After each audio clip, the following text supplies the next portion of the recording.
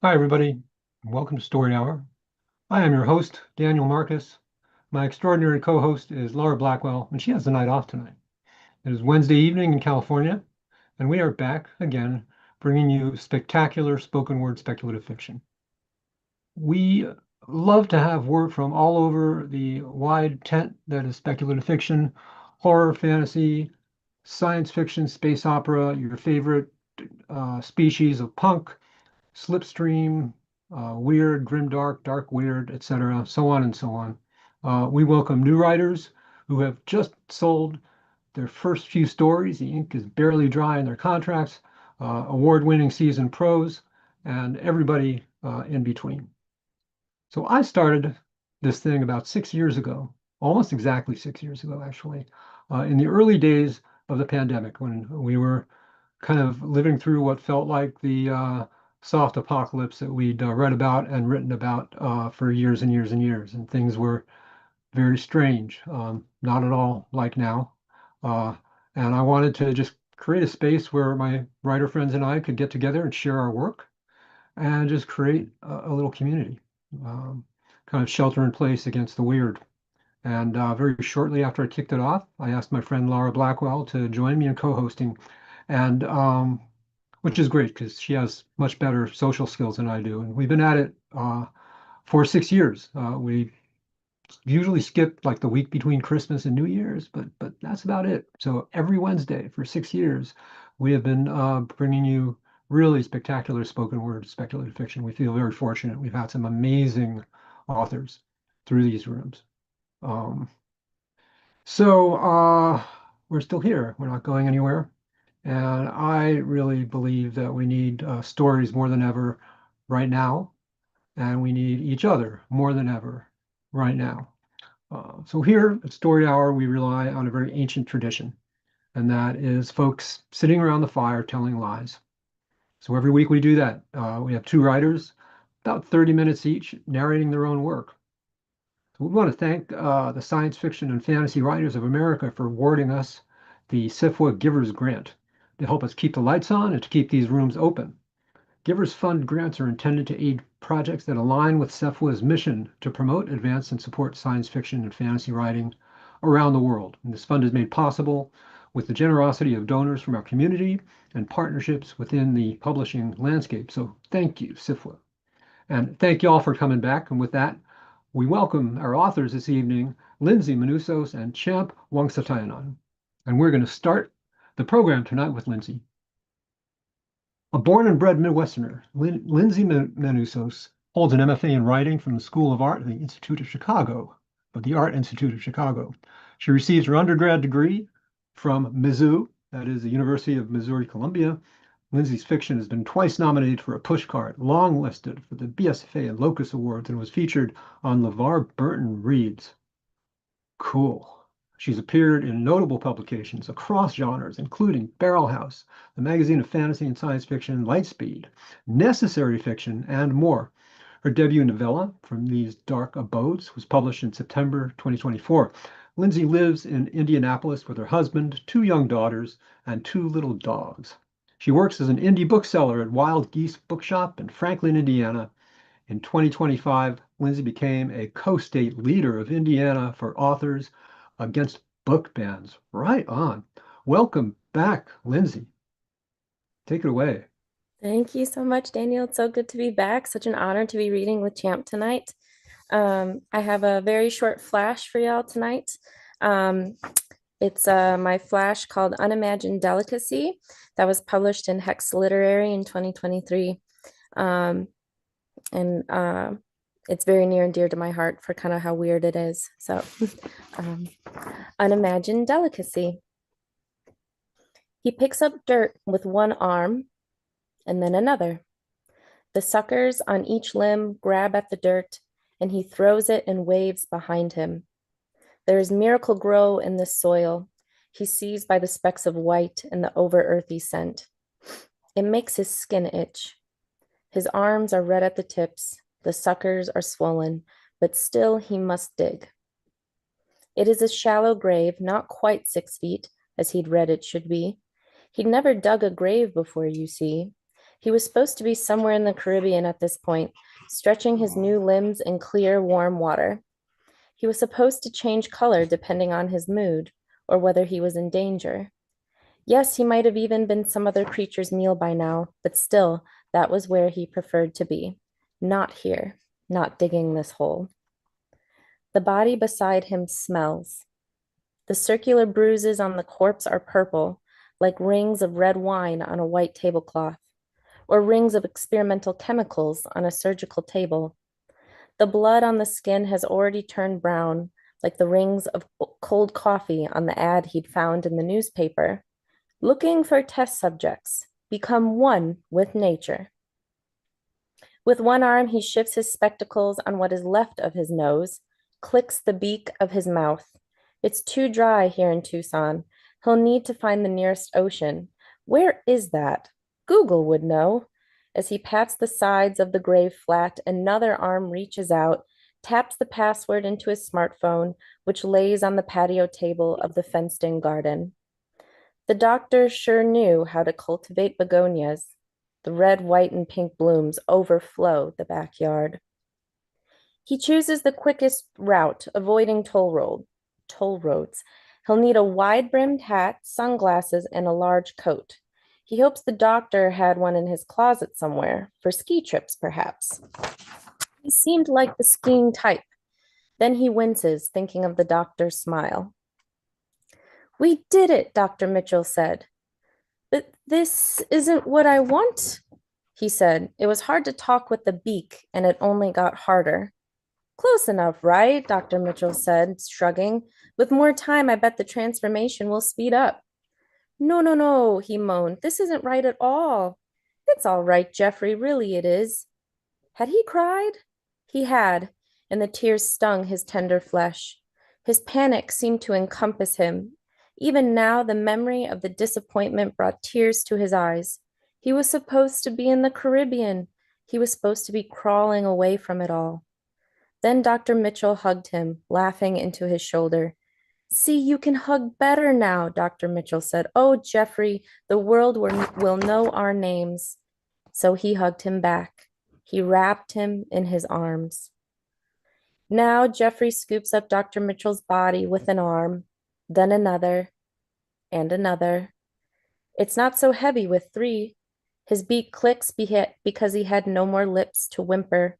His spectacles slip, and another arm sucks onto one lens to adjust, leaving a ring of mucus in its wake. He places the body and fills the hole with soil in a fluid motion, 7 arms working in tandem. According to Google, the closest ocean beach is Puerto Penasco in the Mexican state of Sonora, a 4-hour drive. There he'd begin his destiny, and perhaps by then he would look as he was supposed to, soft-bodied and beautiful. The 8th arm presses start. Thank you. That was lovely. Great compression. Thanks. Really, I love Flash. That was a beautiful story. It's our custom here at Story Hour just to take a beat between authors, breathe, kind of let the work resonate, and then move on. So I'm going to do that. Y'all can do whatever you like, but it won't be long.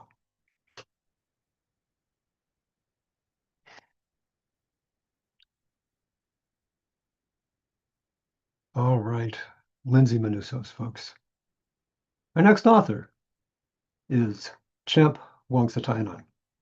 Champ is a writer from southern Thailand who was once ordained as a Theravada Buddhist monk and now, unrelatedly, practices Shaolin Kung Fu. He studied BA psychology with philosophy at the University of Oxford to learn the secrets of mind control. He attended Tin House Workshop in 2025, Clarion West 2024. Yay, Clarion West. Hello, fellow alum. And Faber Academy 2023. Somewhere along this journey, he had an epiphany that he would punch for the trees. Champ, welcome. The floor is yours. Thank you very much. It's such an honor to be here and to be on a same session with Lyndsie. That was such an amazing story. I really loved that. It does such a gentleness to it, some yearning. I really, really enjoyed that. Um, yeah, what a great way to start a session. So, my story is a bit of a longer piece. Um, it's the story I published last year in Nightmare, and it's a taxi story that's also very dear to my heart because, well, when I was a kid, I would go to Bangkok with my dad, and it's always a new experience because I'm from like, the outside provinces. And always we would take these taxis, and my dad would love talking to them. And every single time, it's like a different story each time. So this story in particular, it's inspired by all the driver, taxi cabs I've taken in Bangkok. And they've had certain character that I really wish to encapsulate in the story. And I really, yeah, really enjoyed writing the voice of this taxi driver. So let me just dig in. The story is called Autogas Ferryman by Wongsatayanont. Krungthep means the city of gods, a much more charming name than the bawdy Bangkok that foreigners joke about. But to Somsak, it is the city of ghosts. He drives his taxi slowly along the glittering blocks of shopping malls, the neon signs of Yaolat restaurants, and the pulsing beats of Soy Cowboy, looking for customers, loitering in traffic to make sure he is seen, until he's chased away by security guards or traffic police. Sometime after midnight, two girls hail him in front of the alleyway that leads to the hip and hidden bars near the Chinatown herbs wholesalers. The one in front is waving. The other leans her head out into the road. He stops beside them and they get in the back seat. Where are you two ladies going tonight? What? It's just me. The girl who waved looks around, shuddering. She has round glasses and bangs. What joke are you playing? Don't spook me like that. Somsak glances at the rear mirror. Ah, yes, he should have noticed. The other girl's head is bent 90 degrees on its side, hanged most likely. She rasps, Chulalongkorn University, Faculty of Law. To the living girl, he smiles. Oh, sorry about that. I thought I saw someone with you. So where are you going? Home, Soy 44, Prachachun Road. My mom's waiting for me. He starts the meter and sets off. You must be scared of ghosts, the girl says, staring at everything in his car. Charms tied around his manual gear stick, amulets hanging from his rear mirror, yantra cloth taped to the ceiling. He has a little statue of the guardian spirit, Maya Nang, by his windshield, and a prayer book from the venerable monk Do under his speedometer. These things work, you know. Trust me, I've seen a lot of ghosts. They haven't strangled me yet, he laughs. She hides her scoff, her face lit up by the light of her phone. That kind of passenger, huh? He turns on the radio to fill the silence. It's a news segment about a bad car crash in the Rama 9 motorway and apparently an investigation. There's sure to be a ton of traffic cones and tapes, not to mention a disoriented and potentially vengeful ghost. He'll avoid that route for the next few days. He reaches for the knob to change the channel. Wait, the girl says. A hit and run? What do you get from knowing? It just sits heavy in your head. I don't even want to turn on the radio these some success. One moment, P. I want to listen. Somsak looks at them. The living girl is frowning, enraptured, while her ghostly friend stares up at her from where her limp neck droops over her shoulder. He shivers and turns his eyes back to the road. Ugh, they'll never find the perpetrator, the living girl says. I bet it's someone important if the news so mysterious about the details. See what I'm talking about? Somsak switches to the country child song channel. Hey, why are we taking this route? Why aren't we taking the tollway? I'm saving you some money. There won't be any traffic at this hour. The broad, somber buildings of Chulalongkorn University loom stark in spotlights, while the trees pose as manicured shadows. The campus gates are closed, so Somsak parks at the entrance. With his rear mirror, he watches the dead girl drift through his car door. Drop me off now, the spectacled girl says, her phone raised. She's been filming him for a while. You're trying to scam me, aren't you? Driving me around to inflate the meter. This is a live video. Just you wait. The drama bus will pile on you. Say goodbye to your license. Calm down, girl. I was just dropping off your friend. There she goes, heading to the graduation hall. And there she disappears. What a studious girl. She never got to graduate in law, did she? She lowers her phone, becoming very still. What? How did you know? Long hair, tall, so skinny she looks like a model. Somsak watches her eyes flare wide. She's been following you all this time. Ashamed about what she did. I'll take you home now. Call your mom. Tell her we got held up in traffic or something. So she won't worry.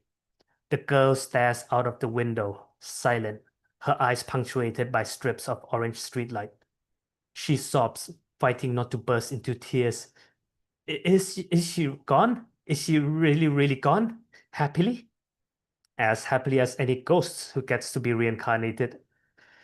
If only I checked up on her that evening when she called me to say goodbye. We had a fight, but how could I know she'd commit suicide? Everything was perfect for her. Rich family, good looks, stellar student. She presses at her eyes behind the glasses, her cheeks shiny with tears. She sobs, I don't know what you did, but thank you.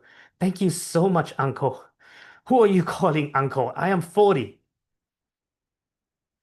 Like Somsak was saying, ghosts are everywhere. Beside trees or electric poles off Chatuchak Road, at street corners in the slums of Klong Toi, in front of election campaign posters for the next Bangkok governor, on railway intersections, even a few even on the motorways. Oof, those ones look the worst. They never leave. They can't leave. They seem to haunt the location they died at, their last possessions, or someone who could release them. A monk's prayer and holy water might also seem to work, or a cleansing ritual organized by big businesses with roadblocks and police officers to zone out their offering tables. It's no surprise why the taller, shinier parts of Bangkok have so few ghosts. Meanwhile, the sprawling roads and alleyways with their uneven pavements, trickling gutters, and sour whiff of days-old rubbish remains crowded with the living and the dead. Even ghosts have to respect the conglomerate's real estate. Somsak isn't a monk. He was ordained for a month to make merit for his deceased mother. He isn't a medium, though his village elders in Sisaket told him that he has a gift. He has only his car on rent and his LPG tank. Already cheap fuel is getting more expensive every day. His greatest moment of fame is when his voice was featured on the Ghost Radio YouTube channel, least viewed video of the month. The comments said his scare moments was too tame, too mundane. Yet he has been following ghosts to their final destinations for 10 years. Not because he wants to, rather because he's mistaken. When you strip for cash, any figure hailing half lit in the shadow is worth a gamble. Best case scenario, he gets a substantial fare to drive late shift workers to their suburban home. Worst case, a ghost wants him to go there for free. It's not like he can refuse them. To make up for lost businesses, he needs to sometimes charge tourists 300 baht for a trip from one shopping mall to the next instead of the 50 by meter. Not a pretty justification, but still better than other taxi drivers who scam the money just to get a few bottles of Lao Khao. He supposes that he's making merit at least. His mom used to tell him, if you can't do anything, be a good person. His schedule makes it hard to find a girlfriend, or any friend at all.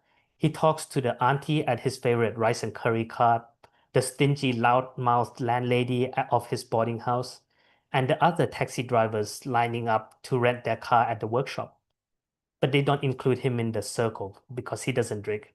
He'll never touch that stuff again, not after his mom died. Funnily enough, he finds himself most comfortable among the grisly late-night passengers.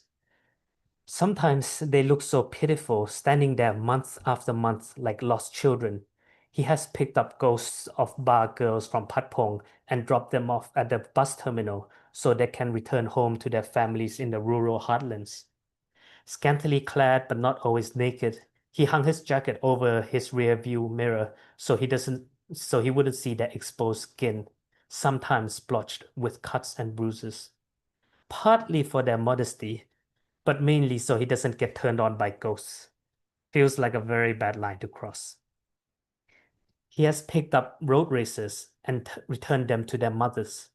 Gangly teenagers wearing shorts and football shirts, their heads of highlighted hair cracked like watermelons. Their road code reveres custom modified motorbikes, but forbids cowardly helmets. Somzak gives them a plastic bag as offerings to cover their splattered heads. It also hides their tears. They always cry, perhaps for their wasted future.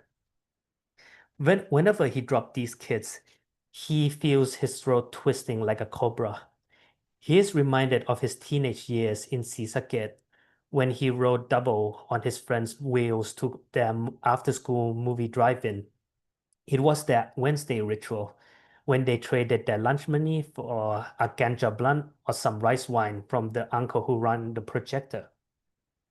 Somsak's mom always gave him an earful when he went back home, stinking green and alcoholic.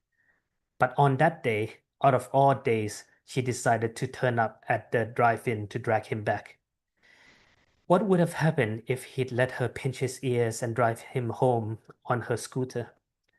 Maybe it was the Terminator on show at the time.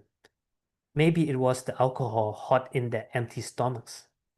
Maybe it was her rattan cane on his buttocks the day before when he failed maths for the 100th time. But he urged his friend to flee. Who would have thought his mom would actually give chase? When he and his friend were stopped by a police checkpoint, they shouldn't have panicked either. They shouldn't have made a dramatic U-turn and sped back the way they came, with a cop siren and his mums at their heels. In truth, Somsak didn't even see the junction, nor the glaring red on the traffic light. He was too busy shouting at his friend that their pursuers were gaining on them. He thought they'd won when the cop braked, but his mom didn't. She came after them. She was shouting something. He thought he'd win when for an instant both he and his friend were he thought he'd die for an instant both he and his friend were bathed in white headlights. They pulled through, but the crash behind them, the squealing of tires, the crunch of steel, the shards of glass and tinkling of metal pieces, a thud of something flung onto the ground. He didn't see it. Did he turn around to avoid witnessing it? Whatever happened, he didn't even look back. His friend kept on going for half a mile until Somsak threw up all over his back. Of course, none of them were wearing helmets. Only the cop did. After that day, he began seeing roadside ghosts everywhere. Every Songkran festival, Somsak goes back to his hometown. At his dad's in Sisaket, he spends his day wagging his foot from the hammock under the stilted roof home, feeling the breeze blow from the scent of ripening mangoes while the busted radio coughed out songs of the country children. The dust feels honest here. The world feels real, and he can actually see stars. He's no longer contained in the squalor of his car, his boarding house, or streets choked with a purgatory of rear lights. Back home, he never drives. He always asks his dad or his brothers for a ride if he needs to go somewhere. He claims that he wants to take a break from driving. The real reason is, if he drives, he can't close his eyes at the junction. If she remains, he'll be haunted for the rest of his life. When he comes back to Bangkok, he always spots a few new crops of ghosts. The government spends millions on posters and mascots dancing to the 7 Dangerous Days campaign. even broadcasting CCTV clips of horrendous crashes to deter drink driving during the annual party season. Yet the number of accidents climbs steadily every year. Somsak doesn't need statistics to prove it. There's this one ghost leaning against the motorway railing. The ones on the motorways are always mangled, but this particular one has his torso nearly shorn off, his guts in plain view. What remained of his white t-shirt is soaked red, his jeans a dark shade of betel nut juice all the way down to his knees, face contorted in agony. Somsak's pretty sure the ghost has stuck around since before Songkran. He made sure to look away each time he zooms past, but during the evening rush hour, he has no choice but to morbidly stare. One night, when he is tired of losing his appetite, he stops beside the anatomy lesson ghost and lowers his window. "Where are you going, Pete?" The ghost hobbles into the front seat. Somsak grimaces. His most troublesome customer always takes the front seat. "Police station," he says in the same monotone that all ghosts share. "Tong Law office." "A bit late to report your accident, right?" Somsak chuckles as he drives. Tong Law is one of the many spots in the city that's more alive at 1 a.m. than at 1 p.m. Lots of his fellow drivers make their rounds here, ferrying home drunk rich kids or entitled business jerks who don't even let them keep the change. "Here we are," he told his passengers. "Time to be reincarnated."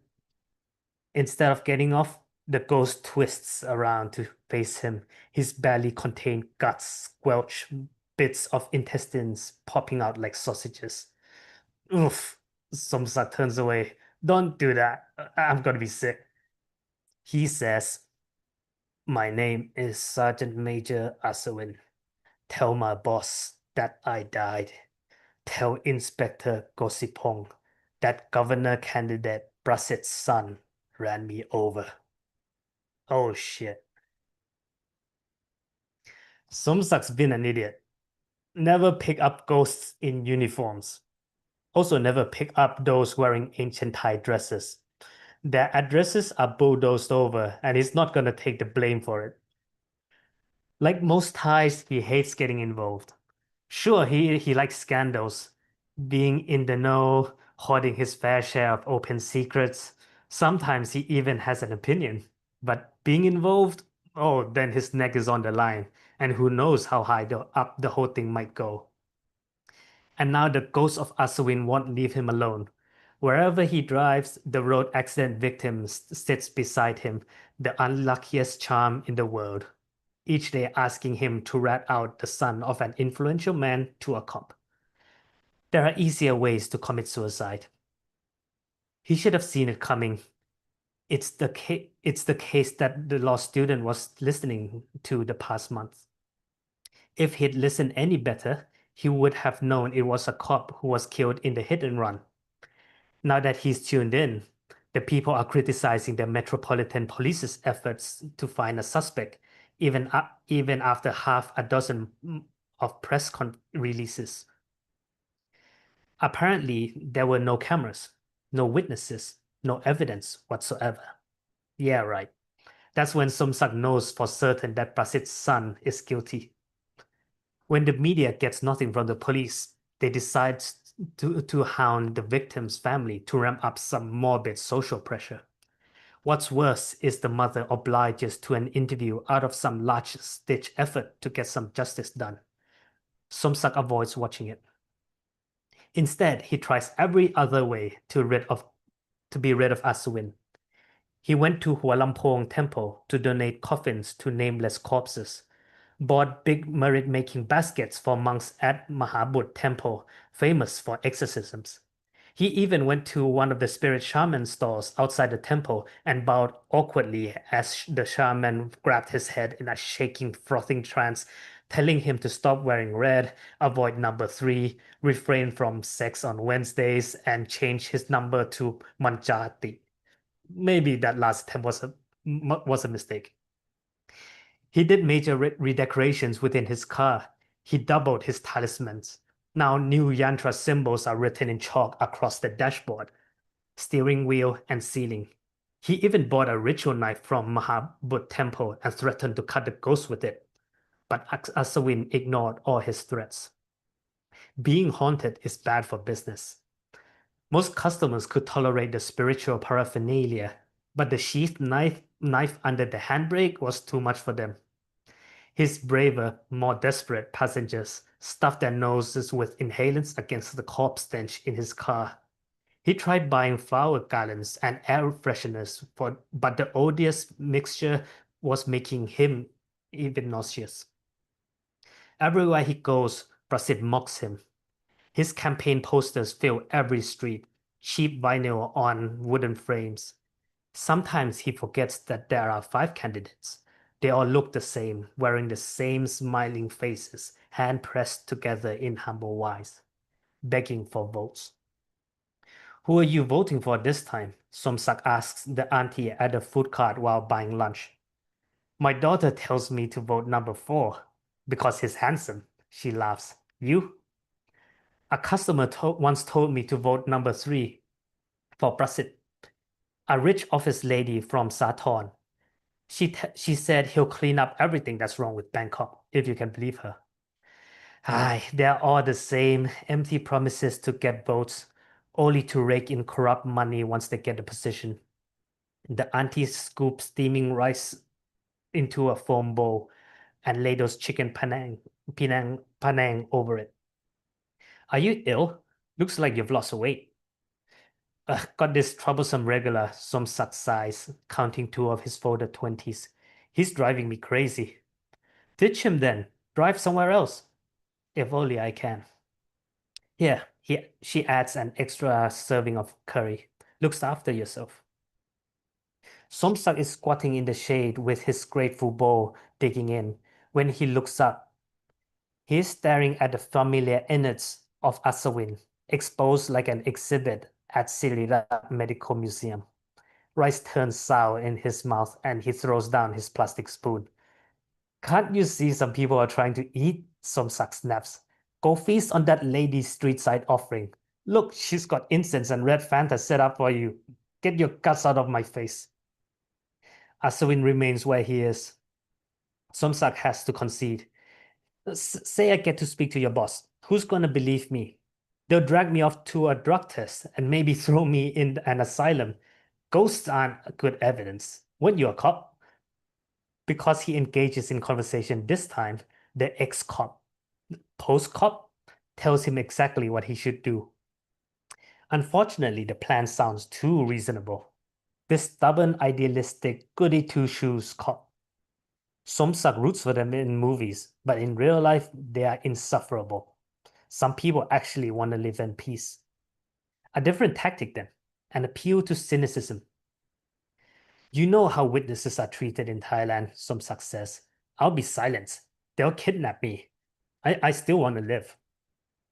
My boss will protect you, Aswin replies. He is a good cop. I might believe in ghosts, but I won't believe in just anything. Somsak indulges in an occasional good deed, but only when it is anonymous, untraceable. It's plain inconvenient when the recipient of his good deed can find his address and ask for more. So how on earth did he end up in front of the Thonglor police station? It must have been that public plea made by Aswin's mother. Facebook's algorithm blindsided him with the video of the old woman crying. It squeezed his heart, but what really wrung it dry was seeing how much the media was harassing her, zooming in on her teary eyes, cornering her until she has to bring up her hands in a Y, as if to defend herself. Please, police officers, she said into the camera, please find my son's killer. He is my only child, a strong, upstanding citizen. Help us find justice, otherwise he'll never find peace. Well, she is correct.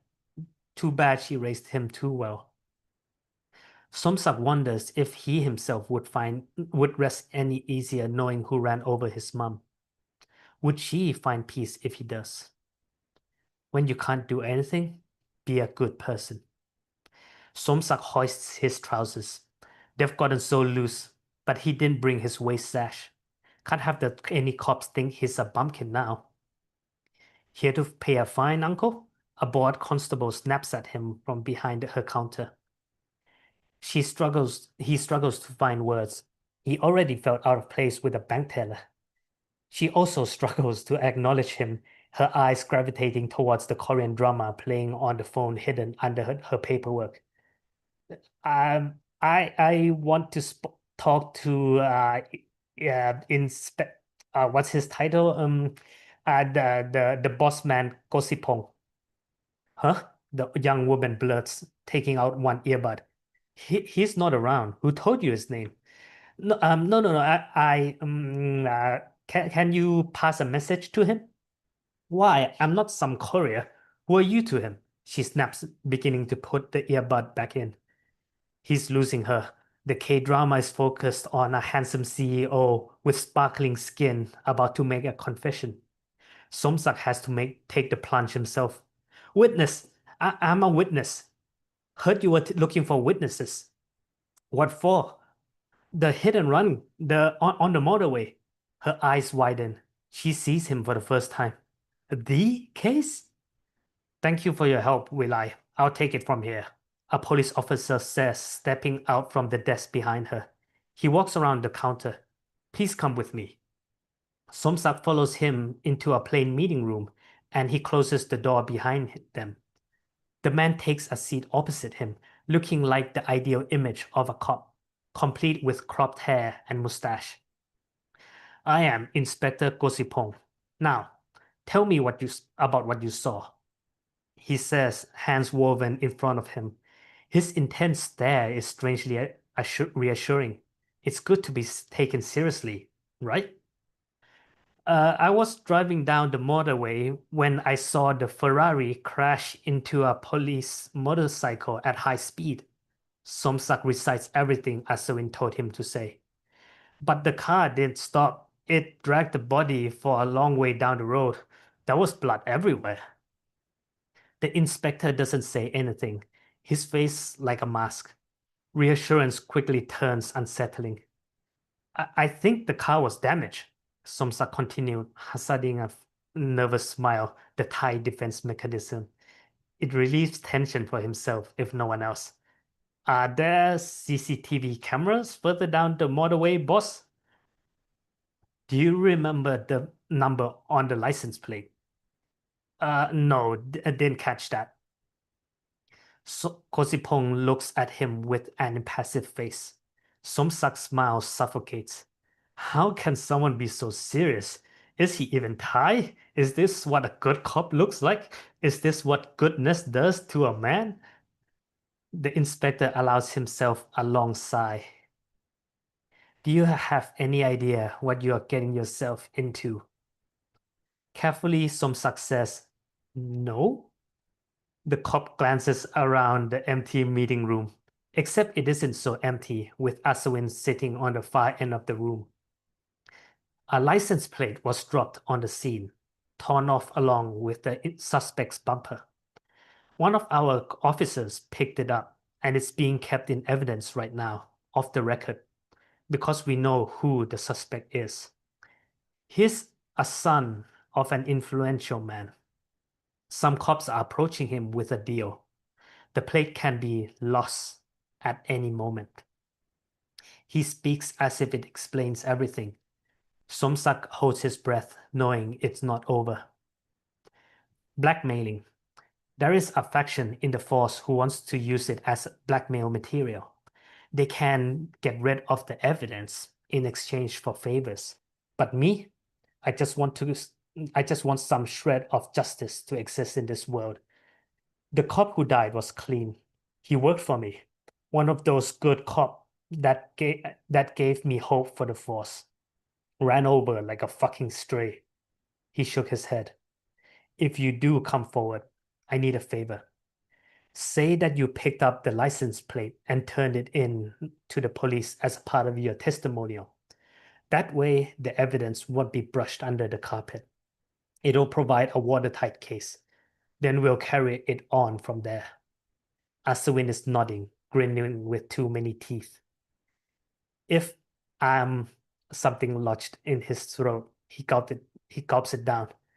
If I say yes, what will happen to me? No one will know who you are.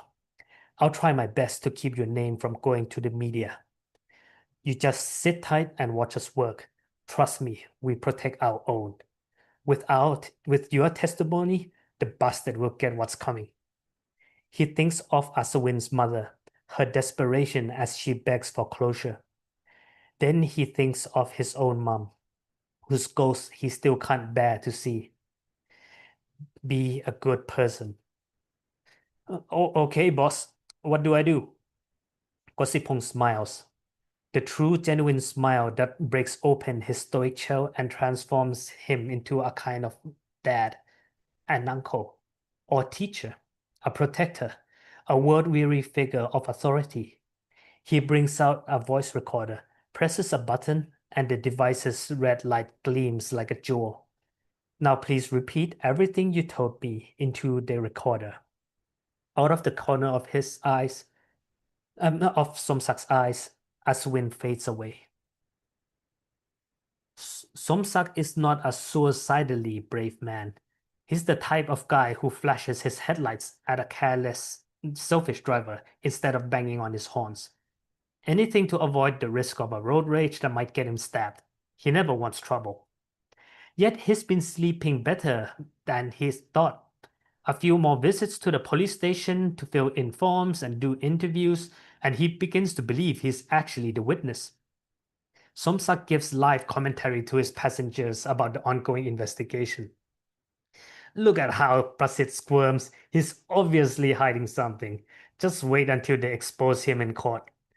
When they make phone calls to avoid his chatter, he murmurs to himself and glances at the passenger's empty seat beside him.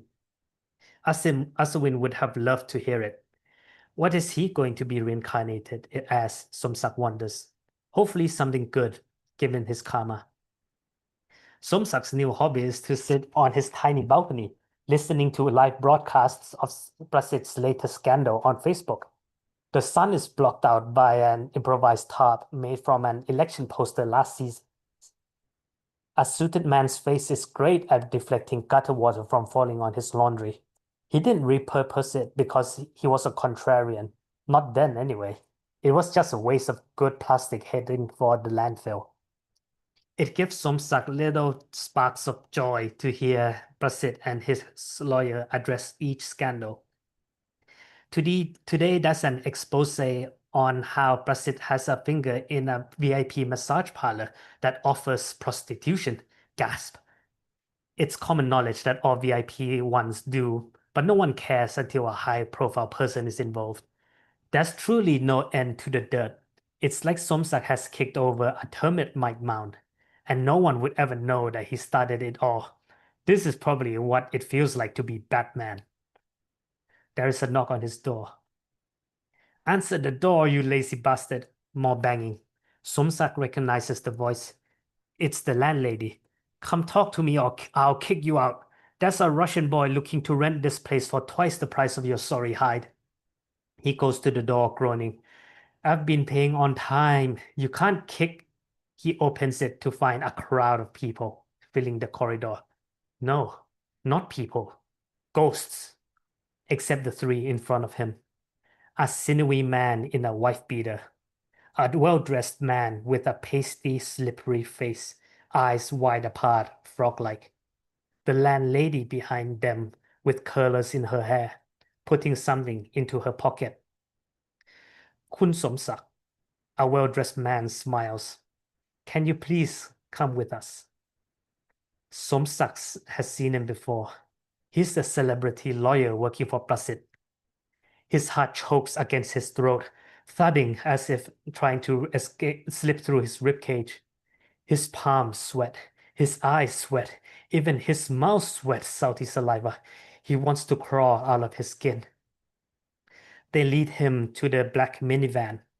The auspicious license plate of AA888 gleams, more powerful and expensive than any police badge. The ghosts follow them dutifully like a gloomy retinue, his funeral procession, or into the van. Inside, it is like night, blue, black, and cool. The hot day separated by the black, dark-tinted windows. The engine is running. There is a driver. Somsak is told to sit right at the back, trapped by the henchman and the lawyer, and the dozen staring faces that cram every space in the seven-seater. The henchman shifts, one side of his shirt hiking, and oh fuck, he has a gun. Somsak begins to shake. We'd like you to withdraw your testimony, the lawyer says.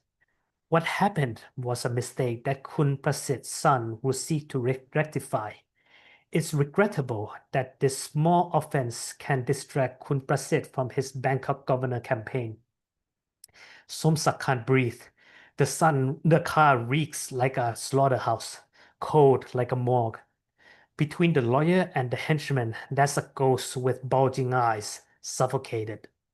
Then there's another one, bloated and waterlogged, drowned. Then another, fallen from great height. And another, hanged. So many ghosts, it's like a graveyard. We won't hurt you. We only hope there is a way we can resolve all of this peacefully. I can arrange a little something for your trouble. He points at a heavy envelope in the cup holder. All you need to do is say you were mistaken.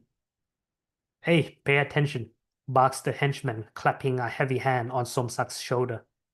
Beneath it, he feels compressed, crushed, flattened. The lawyer is still smiling without a care in the world.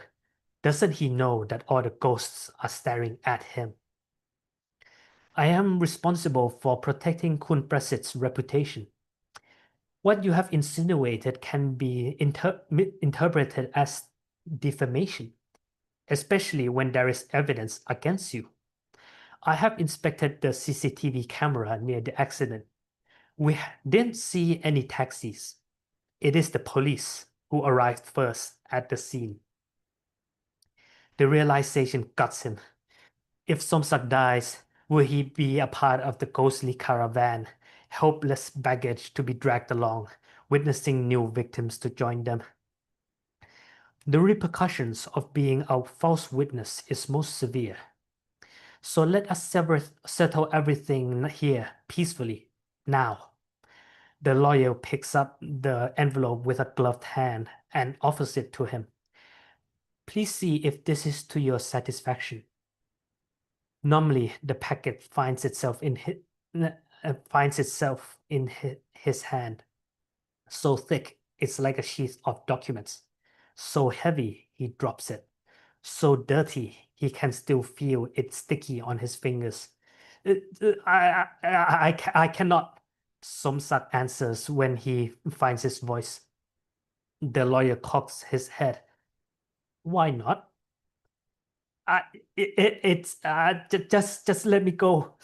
I want to go. His voice breaks. Please, will you drop your case against Kun Prasith? Yes, anything. Just let me go. Then make the call, please. Fingers trembling, Somsak finds Gosipong contacts and calls, each dial tone a hanging eternity. On loudspeaker, please. Somsak presses the button, and then the inspector voice came through the phone. Gosipong speaking. But boss, I can't do this. I'm not your witness. I take back everything. A ghost told me to do it. He made me do it. Please leave me alone. Beep. The lawyer's face breaks into maddening laughter.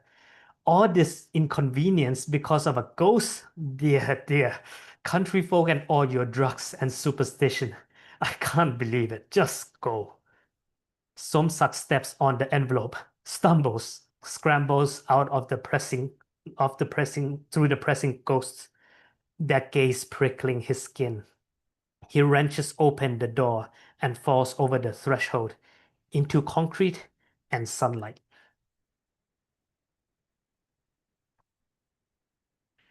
Everyone believes they are the exception because they are allowed to believe it, allowed to feel justified for it. The right turning lane at a junction has a queue of left signaling cars that ended up in the wrong lane. Cars continue tailing each other after traffic lights turn red because they already had spent time stuck in that 3 traffic lights. A car bumbles on without a rear license plate because they're too busy to fix it. Don't you dare question them. Complaining is inconsiderate. The police too are understanding of these justifications. Leniency is a virtue. It's not a good look to be too harsh. Otherwise, people might call you square-headed or black-hearted. But if exceptions become tolerated as a rule, then what's the point of laws? An opportunity for bribery, a trap lying in wait, choosing when to be enforced. A matter of discretion, not absolutes. The sudden withdrawal of the witness surprised no one. To salt the wound, Brasset's lawyer disclosed Somsak's face and name at a press conference, discrediting him as an unreliable, delusional madman who would fake evidence for some media attention. The kind of person who'd claim that he can speak to ghosts and use them as evidence. Soon, Somsak's blurred face was broadcasted everywhere. Dark skin, broad nose, pronounced cheekbones, the typical face of a scapegoat. The case should have died quietly, ignobly in darkness. That was what everyone expected, until a mysterious law student posted a video clip catapulting a jaded political reporting into a national sensation. The viral clip showed Somsak dropping off a ghost in front of Chulalongkorn University. The footage was dark and grainy, but the distorted figure was too consistent to be photoshopped, stumping even the most dedicated internet sleuths. It's true, he could see ghosts, the law student claimed in an interview. My friend died last year. When he dropped her off, he told me things about her that no one could have known. If there's someone who would know anything about the case, it would be him. Please don't let the investigation end. Let the justice system work for once. Don't let corruption win again. Her plea became a rallying cry, giving birth to a trending hashtag, Let the Ghost Speak. Smelling blood, the reporters countrywide tried to track down the witness, but reached only dead ends. To them, Somsak might as well have been a ghost. Because of the huge social momentum, the hit-and-run case managed to go to court.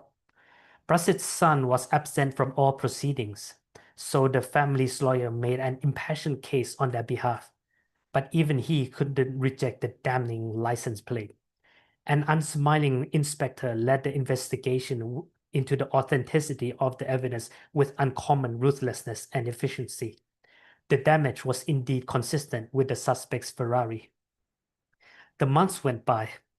The prosecution went ahead, but the inspector was gone, transferred to a station in the deep southern provinces, known for the perilous task of quelling armed insurgents. When the court summoned the parties to reconvene, Brasset's son was apparently in Dubai, overseeing some family business there. By this time, new evidence presented itself. It revealed that Brasset's son was not the driver that night, but rather his hapless northern chauffeur who sat bowed, silent, and trembling in court. Things went smoothly in light of the new evidence. The chauffeur was convicted of manslaughter and got sentenced for 15 years in prison. But outside the court, there was an outcry. The public didn't buy any of it. Why would a chauffeur risk speeding on his boss's Ferrari at 1:30 a.m., not to mention smearing an police officer into the asphalt? Why would this convenient evidence surface after the son got to live his new life blameless in Dubai? He was even posting pictures of his shopping and fine dining on every social media. But like they say, there are always exceptions. always opportunities for people to come to an understanding. So Prasid didn't manage to win the governor's campaign. In fact, he's faded from all media attention. Somsak doesn't even know who's the governor now because he decides to return home to Sisaket to help his father at the farm. Somsak left the city of ghosts the very week he realized it was also a city of witnesses. He's decided to change his luck by consulting a fortune teller for a more auspicious phone number. He's also closed his Facebook account for fear of getting hacked by the lawyer's people. He still has nightmare of that chilling tomb-like van. On his first week back, he asks his dad, "Can I borrow your car tonight? I need to head out." It is unconscious, it is spontaneous, and even his dad raises an eyebrow, but doesn't ask why. Somsak doesn't know why he let his mom wait for so long. Maybe he's afraid of her anger, her blame. Maybe he dreads to see the pain in her final moments. Each of these thoughts used to feel like hot stones burning his hands if he holds onto them for so long. But suddenly, they don't feel so terrifying anymore. What's changed? He wonders as he drives. Endless stretch of rice paddies on either side, dark green in the sparse streetlight. His dad's truck sputters, going slowly, but he enjoys driving with his windows open, the air fresh with recent rain. He doesn't mind the bugs. At least he's not choking from the dust and pollution. On the back seat rests a plastic bag of red Fanta, incense sticks, lotus flowers, and his mom's favorite grilled chicken. Incredible that the cart still opens at the same place after all these years. Be a good person? That's much too lofty. How about start by being a good son? The junction is coming up. He closes his eyes instinctively and realizes what a bad idea it is with the steering wheel in his hands. He opens his eyes. There is a lone woman standing by the crossroads. She wears a sarong and t-shirt that he immediately recognizes. There is no blood that he can see, and he tries not to notice that one side of her is more crumpled than the other. Somsak wants to turn around, to drive back home, but he cannot bear the sight of the solitary figure, waiting until the end of time. He continues on, holding his breath as he stops beside her. "Hi there. Can I take you somewhere?" He looks up. She looks up, pale skin in the moonlight, long hair, tired eyes within a sun-beaten face. She hasn't aged a day. It's like seeing a face from memory, except he must be around her age by now. The ghost of his mom smiles gently. It's like that one time he finally got good grades for maths. She was so proud of him that day. And she fades away.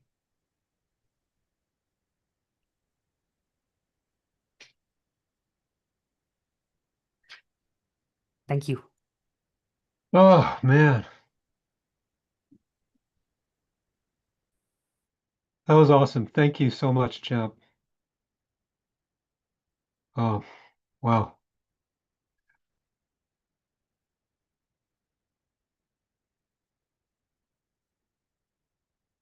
Champ Yeah, Wongsatayanont, thank pardon, you sir. very much for gracing Story Hour with your presence and your work.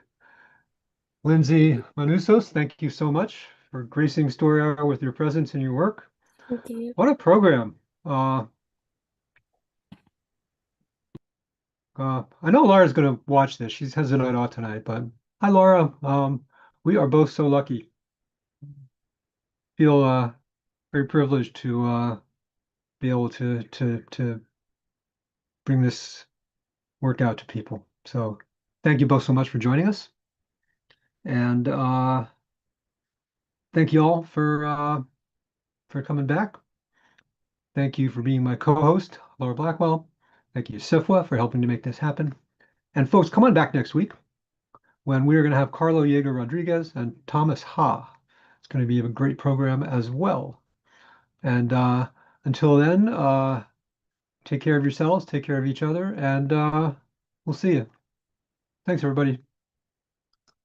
Bye-bye.